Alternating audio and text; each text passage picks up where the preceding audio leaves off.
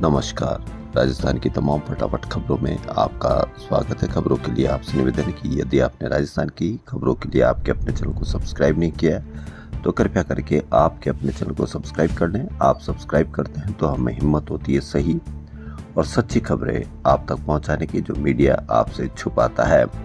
Media में कितनी बहस हुई 60 रुपए सिलेंडर के बढ़ने पर। कहीं पर भी आपने जबरदस्त तरीके की राजा सोनम की तरह या बांग्लादेश की खबर की तरह 60 रुपए बढ़ने पर आपने कहीं पर भी इसकी कोई बहस या कोई चर्चा या कहीं पर भी कोई पीड़ितों के या जो गरीब व्यक्ति हैं उनके कहीं पर भी कोई बयान नहीं देखे होंगे।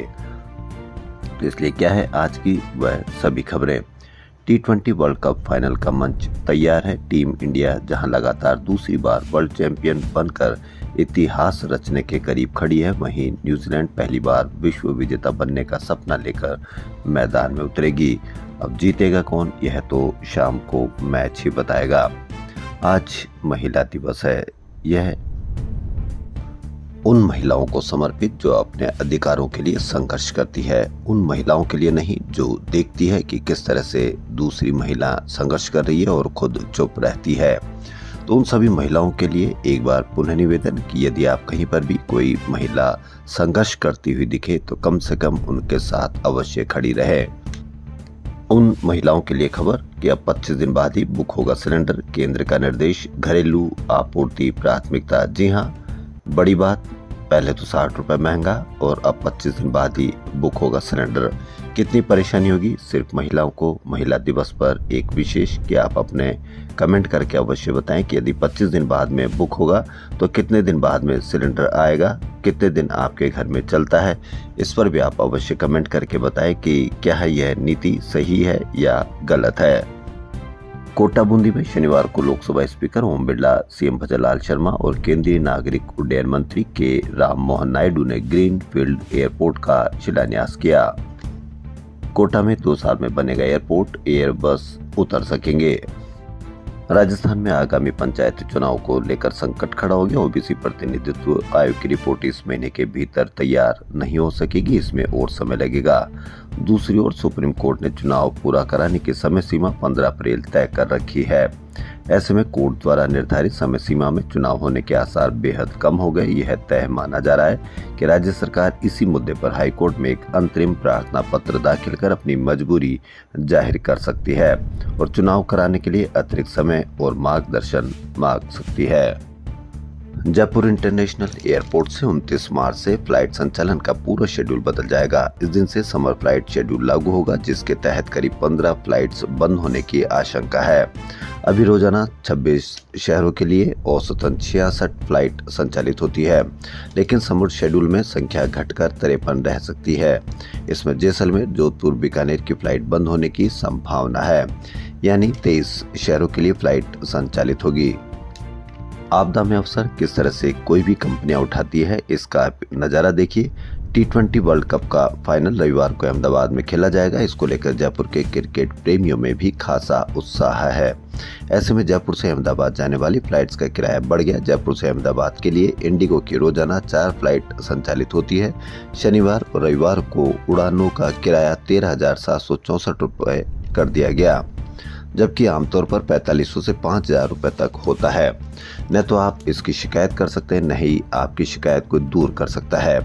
किराया बढ़ाने के लिए कई बार 1-1 लाख 2-2 लाख रुपए किराया किया, लेकिन कहीं पर भी कोई शिकायत नहीं, कहीं पर भी कोई समस्या का समाधान नहीं। आप भुगतते रहिए क्योंकि आपने शिकायत करना बंद कर दिया है। यदि आप शिकायत करेंगे तो आप नहीं तो आने वाली पीढ़ी आपकी उन समस्याओं से निजात पा लेगी। लेकिन सब और चुप्पी, कहीं पर भी मीडिया पर कोई खबर नहीं, कहीं पर भी कोई कवरेज नहीं, कहीं पर भी उन पीड़ितों के बयान नहीं कि किराया बढ़ा दिया तो उनको कितनी परेशानी होगी, क्योंकि आपको इस तरह से मीडिया ने तैयार कर दिया है कि आप कुछ भी हो जाए आप सब कुछ सहन कर लेंगे। किसानों को यूरिया देना कितना जरूरी है, इस पर भी आप अवश्य एक बड़ी खबर देखिए। किसानों को अनुदान पर सप्लाई होने वाले यूरिया को ब्लैक में खरीदकर डीजल वाहनों में इस्तेमाल होने वाला डैप बनाने का मामला सामने आया है। कृषि विभाग ने शनिवार को सांगानेर, जयपुर के मुहाना मंडी क्षेत्र में छापामारी कर अवैध रूप से भंडारित यूरिया की खेप जब्त की। अधिकारियों को सूचना मिली थी कि मोहाना गांव के हवालों की ढाणी में अवैध रूप से यूरिया का भंडारण किया गया है। टीम ने मौके पर छापा मारा तो HURL कंपनी के 1104 अनुदानित यूरिया के कट्टे मिले। यह यूरिया दिनेश पुत्र राधेश्याम शर्मा से जब्त कर ग्राम सेवा सहकारी समिति मोहाना को सुपुर्द किया गया। यूरिया का खेल किसानों का यूरिया फैक्ट्रियों में खपा, मोहाना में छापा, 1104 कट्टे जब्त किए गए।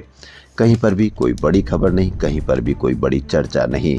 आपके किसान को यूरिया मिल रहा है या नहीं मिल रहा, लेकिन कहीं पर भी कोई खबर नहीं, क्योंकि खबर बांग्लादेश की पल पल की क्रिकेट के लाइव स्कोर की तरह या ईरान के खबर या इस युद्ध की खबर, ताकि आप इस तरह लगे कि जो भी सारी परेशानियां हैं वो युद्ध की वजह से है।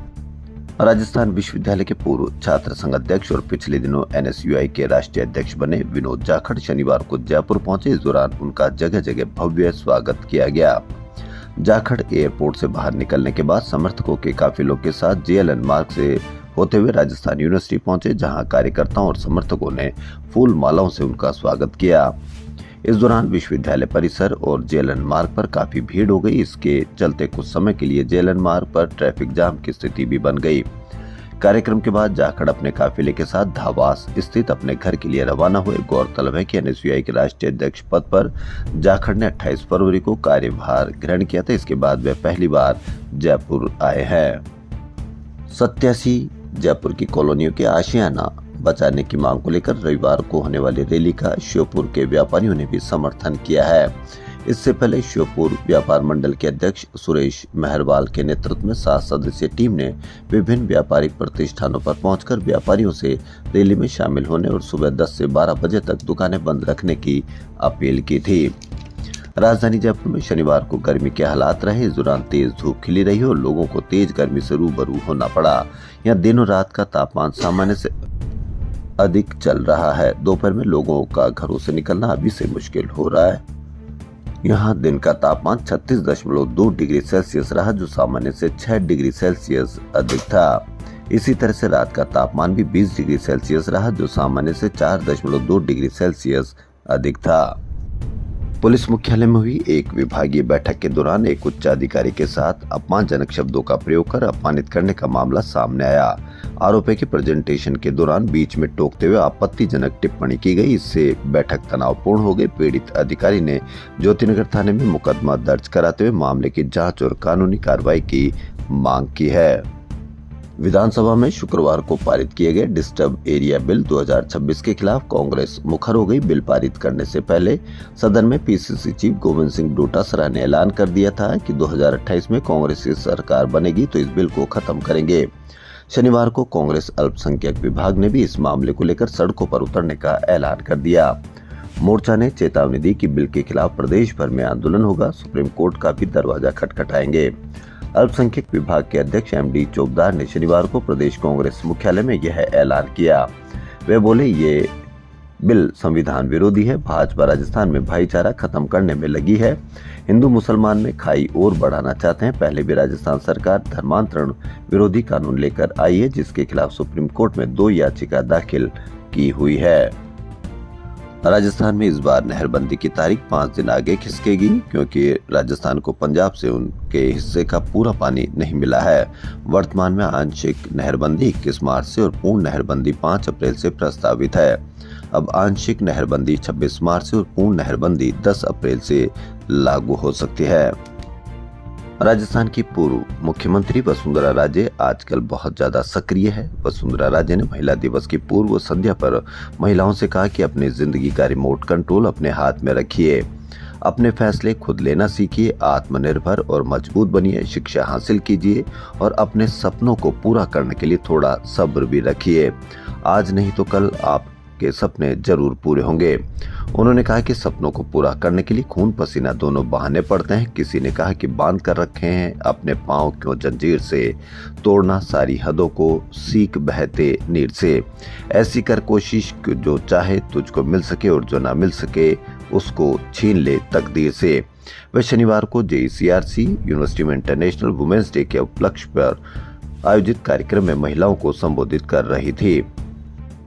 पिंक सिटी प्रेस क्लब में शनिवार को वरिष्ठ पत्रकार स्वर्गीय विश्वास कुमार की स्मृति में परिचर्चा आयोजित की गई। परिचर्चा का विषय पत्रकारिता का बदलता परिवेश रहा। इसमें हरदेव जोशी पत्रकारिता एवं जनसंचार विश्वविद्यालय के पूर्व कुलपति ओम थानवी ने कहा कि बदलते सामाजिक और राजनीतिक परिदृश्य के साथ मीडिया की प्रकृति भी तेजी से बदल रही है। मुख्य वक्ता के रूप में उन्होंने कहा कि आज लोगों में व्यंग की धार को सहने की क्षमता कम हुई है। पहले रेडियो समाचार का महत्वपूर्ण स्रोत हुआ करता था और लोग बीबीसी जैसे माध्यमों से सीधे खबरें सुनकर वास्तविक स्थिति समझते थे, लेकिन अब रेडियो के लाइसेंस तक नहीं दिए जाते। पहले अखबार किसी न किसी विचारधारा से जुड़े होते थे और उनका स्पष्ट दृष्टिकोण होता था। आज पत्रकारों की निर्भीकता और सच कहने की इच्छा शक्ति कुछ कम होती दिखाई देती है, तो बड़ी बात कही ओम थानवी ने। अंतर्राष्ट्रीय महिला दिवस की पूर्व संध्या पर ग्लैमर के साथ महिला सशक्तिकरण की झलक देखने को मिली। मौका था बिरला ऑडिटोरियम जयपुर में आयोजित beauty pageant shimmer Mrs Rajasthan का। ब्यूटी पेजेंट में विभिन्न राउंड से चयनित 15 फाइनलिस्ट ने 3 अलग अलग राउंड में रैंप वॉक कर अपना कॉन्फिडेंस और टैलेंट दिखाया। जयपुर टीम ने SMS gold wash out of hate cup polo tournament के फाइनल में जगह बना ली। शनिवार को खेले गए सेमीफाइनल में जयपुर टीम ने RPC टीम को 8-5.5 के अंतर से पराजित किया। जयपुर टीम के लिए पद्मनाभ सिंह ने 3 गोल किए। टूर्नामेंट का फाइनल रविवार को राजस्थान पोलो क्लब ग्राउंड पर शाम 5 बजे से खेला जाएगा। फाइनल में जयपुर और कृष्णा पोलो की टीमें आमने सामने होगी। तो राजस्थान की तमाम फटाफट खबरों में फिलहाल इतना ही। एक बार पुनः आपसे निवेदन कि यदि आपको राजस्थान की खबरें पसंद आ रही है तो आपके अपने चैनल को सब्सक्राइब कर लें। धन्यवाद।